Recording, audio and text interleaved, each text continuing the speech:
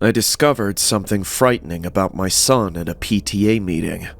I just started remembering what it was like being 9 years old, the same age as my son, Wyatt, is now. He's my only kid, and he's a gentle and curious boy, which is why I worry this whole thing is about to go horribly wrong.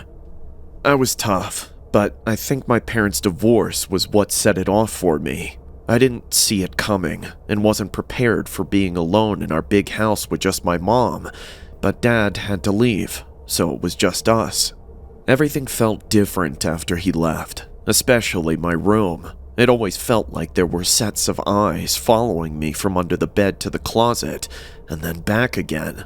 I'd walk past the closet and see movement in my peripherals, but I'd never turned fast enough to catch it. The incidents in the closet grew over time. It'd be every 3 or 4 nights, sometimes 6, sometimes 10, just long enough for me to hope the thing wasn't coming back. But then I'd be laying in bed and a coat hanger would twist and squeak, or a toy would tumble or pages in a book would flip. One night, my closet doors slowly creaked open. I pulled the covers down and finally saw what it was. My scream shook the town, and my mom was in my room in under 5 seconds flat. She'd been awake and trying to drink herself to sleep down the hall. My mom checked the closet, but found nothing. I convinced her to let me sleep in her bed that night, but she was adamant it wouldn't become a habit. I knew I couldn't stay in my room anymore, and didn't really want to stay in the house, but I didn't like the idea of that thing in my room, or near my mom. So the next night, I made a plan and spent the whole day preparing. It was shortly after midnight when my closet door creaked open. A tall, impossibly long-limbed figure ducked out from under the frame of the closet and into my room. It moved awkwardly, like a man unable to fully control his limbs. His body and head were tiny, reminding me of a daddy long-legged spider. The man had to curl under the ceiling as he approached my bed. He leaned over the tiny mound under the blankets and peeled them back to reveal clothes, strategically placed to resemble my body, and in the center, a knife pointed upwards, taped to a mechanical toy trebuchet. Its trigger pin had a long string attached to it, which ran off the bed and behind the dresser, along the wall, into a mound of clothes in the corner, which I was hidden in. I tricked it. I pulled the string and the pin yanked out. The trebuchet snapped forward and the knife swung up, slamming into the tall man's face. He stumbled backwards, falling into the closet and pulling the door shut behind him. I climbed out of my hunting blind with a hockey stick I'd taped a flashlight to and another one of my mom's knives to the end of it. I opened the closet, ready to jab forward, but it was empty. I turned on the ceiling lights and found a trail of strange dark blood from my bed to the middle of the closet. I cleaned the blood up with bleach and left the light on for the rest of the night. Then I moved to the second part of my plan. Our family were big campers, and I'd watched my dad set up the tent plenty of times. I loved sleeping outside under the stars and convinced my mom to let me sleep in the backyard in the tent for the week. The week turned into a month, and that turned into 3 months. I spent the entire summer in the tent. When my mom made me finally come in and sleep in my room again, my closet was normal. The tall man never came back. I eventually stopped thinking about him and grew up. I didn't think of the man again until my wife and I went to a parent-teacher meeting. Wyatt was kept separate from it. The teacher, Mrs. Boyle, thought Wyatt was a great kid, very intelligent and kind, with an expansive imagination. His creativity had typically produced very diverse work. But the past few weeks, things had changed. He'd only been drawing one thing. It was a stick figure of a frightening, distorted-looking man who was very, very tall. The man's arms and legs were long, too long for the tiny head and body, which were made up of small swirls and spikes. Wyatt had written Mr. Daddy Longlegs on all of the drawings. My heart skipped a beat, and I felt like I was 9 again. Apparently, Wyatt was speaking with Mr. Daddy Longlegs constantly in class. I didn't remember anything else that was said in the meeting. It was like I went deaf. My wife and I picked Wyatt up from the adjacent classroom after. It was a quiet walk to the car and an even quieter drive. From the back seat, Wyatt finally broke the silence. He asked if Mrs. Boyle brought up the drawings. I said she did bring them up, then asked Wyatt who the man in the drawings was. Wyatt told me. You know who he is. You've met him before. I lied and responded, I don't remember meeting him.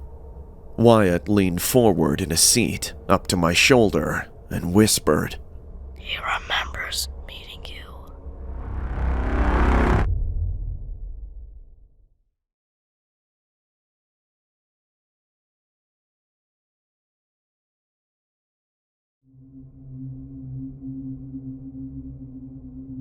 We landed on Thamia this morning. To be the first travelers here both excites and leaves me in awe. Our prayers have been answered after so many years on our ship's journey. The land itself is tropical, with flowers larger than me. We spent the day setting up a base camp, and we plan to explore the environment tomorrow.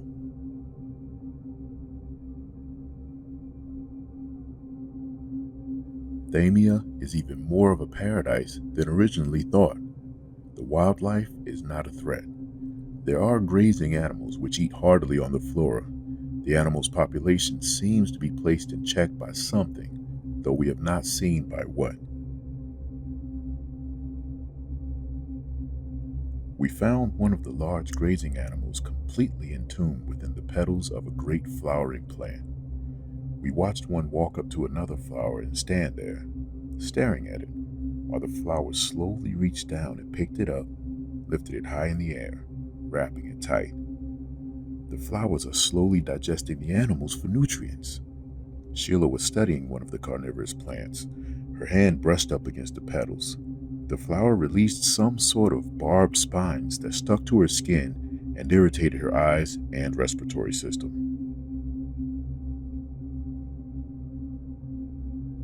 Sheila's condition has worsened. She's had strange thoughts. She became convinced her son was here on the planet, that she had just seen him recently walking through the flowers. Even after explaining many times that her son was safe on the Generation ship, she didn't seem to understand or care. Late in the afternoon, she took a walk.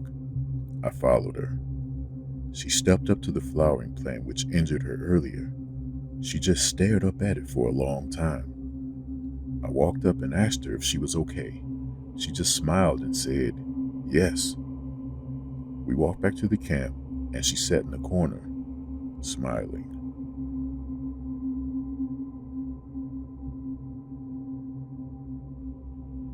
In the morning, she was gone, and I already knew where she was. She was wrapped completely in the flower. We cut her out, but she was already dead. The skin of her beautiful face was melted off from the digestive acid. As we worked to get her body out, my breath became ragged and the rest of the team began to cough. I looked around. The plants loomed over us, staring hungrily. I called everyone back. We made our way to camp. We called to the Generation ship for medical emergency evacuation. It will take them 3 days.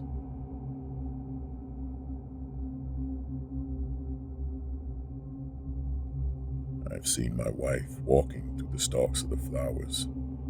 To see her here with me is a gift. I watch her vermilion dress as it bleeds among the petals. My love is so immense, I would walk to the ends of this paradise with her. She whispers to me, and I know the others cannot hear. I know that I must follow her, that our journey has just begun. I will leave tonight.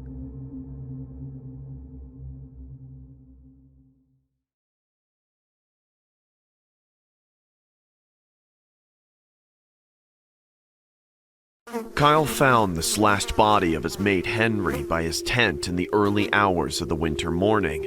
He had promptly barfed up his foraged meal of restaurant leftovers from the night before and legged it. As fond as he was of Henry, he had no intention of being caught loitering there or talking to the pigs. Fuck that noise. What would they do about a dead homeless man anyway? Back in his own nest behind the concrete slabs of a city bridge, he settled his stomach with a few swigs of emergency alcohol and pills, while petting the 2 stray cats who hung out with him. Several crows also hopped close. They knew Kyle, an expert forager, often had nice restaurant food, and were mildly disappointed when he produced nothing for them, but they didn't leave him alone. If Kyle listened to the local news or joined the clusters of men huddled outside any of the city shelters, he would have known that there was a killer on the loose, targeting homeless men. But Kyle was that rare, genuinely solitary individual who had dropped out onto the margins of society as much by his own desire as through misfortune and cruel policies. He had only sought out Henry that morning because he owed him cigs. Generally, he far more preferred the company of cats and crows to his fellow men. And now, the comforting purr of the cats and the friendly knowing sideways glint in the crow's eyes gave him solace, and with the alcohol and drugs warming his blood, he fell asleep in his nest of rags, hidden from view by the heavy concrete slabs. He slept through most of the daylight hours, an uneasy sleep, haunted by poor Henry's bloody body and twisted face, and it was already dark when he woke up. It must have been later than when he usually got up, as it was quite silent, the usual noises of early evening of cars and humans having faded away. He was alone, no cats or crows in sight. The wind rustled through the nearby buildings and bridge, and then Kyle heard footsteps. The footsteps were coming towards him. Kyle remembered Henry's body, picked up his bottle and smashed it against the concrete slab. Holding his makeshift weapon before him, he called out, "Hello?" The footsteps stopped. Kyle felt dizzy and leaned against the slab to steady himself. The steps started up again, and the figure came into sight, stepping behind the slab into Kyle's home. Kyle gripped his smashed bottle uselessly. The same moment, the figure leapt towards Kyle. The cats and crows attacked. The assailant yelped in surprise, but didn't drop his knife. One of the cats fell to the ground, bleeding and howling. Kyle scooped the wounded cat into his arms and ran. Behind him, he heard the shrieks of human pain mingled with the harsh cawing of crows, and he knew his friends would be all right.